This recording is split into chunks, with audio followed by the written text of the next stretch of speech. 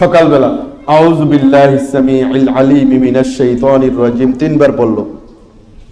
সূরা হাশরের শেষ 3 আয়াত, ওয়াল্লাহুল্লাযী লা ইলাহা ইল্লাহু আলিমুল গায়বি ওয়াশ শাহাদাতি হুয়ার রহমানুর রহিম, ওয়াল্লাহুল্লাযী লা ইলাহা ইল্লাহু আল মালিকুল কুদ্দুসুস সালামুল মুমিনুল মুহাইমিনুল আজিজুল জব্বারুল মুতাকাব্বির সুবহানাল্লাহি আম্মা ইউশরিকুন, হুয়াল্লাহুল খালিকুল বারিকুল মুসাউবিরু লাহুল আসমাউল হুসনা ইউসাব্বিহু লাহু মা ফিস সামাওয়াতি ওয়াল আরদ ওয়া হুয়াল আজিজুল হাকীম।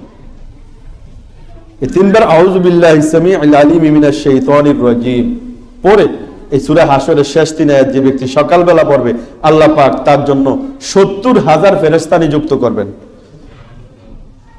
70,000 ফেরেশতা আল্লাহ পাক তার জন্য কি করবেন? নিযুক্ত করবেন। এনারা সকাল থেকে সন্ধ্যা পর্যন্ত তার উপর রহমত নাজিল করতে থাকবে।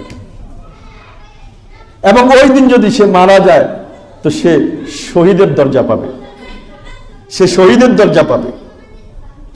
এমনিভাবে সন্ধ্যায় যদি কেউ আউযু বিল্লাহিস সামিউল আলিম মিনাশ শাইতানির রাজিম তিনবার পরে সূরা হাশরের শেষ 3 আয়াত পরে, তো সন্ধ্যাবেলাও আল্লাহ পাক 70,000 ফেরেশতা নিযুক্ত করবেন। এই 70,000 ফেরেশতা সন্ধ্যা থেকে সকাল পর্যন্ত তার উপর রহমত নাজিল করতে থাকবে। সন্ধ্যা পর্যন্ত সকাল পর্যন্ত তার উপর রহমত অনবরত বর্ষণ হইতে থাকবে তার উপর। আর ওই রাত্রে যদি সে মারা যায়, শাহাদাতের মওত তার হবে, শাহাদাতের মৃত্যু হবে তার। তো জিকির, জিহ্বাকে সঠিকভাবে পরিচালনা করলে প্রত্যেকটা জিকিরের বিনিময়ে এরকম, প্রত্যেকটা জিকিরের বিনিময় এমন।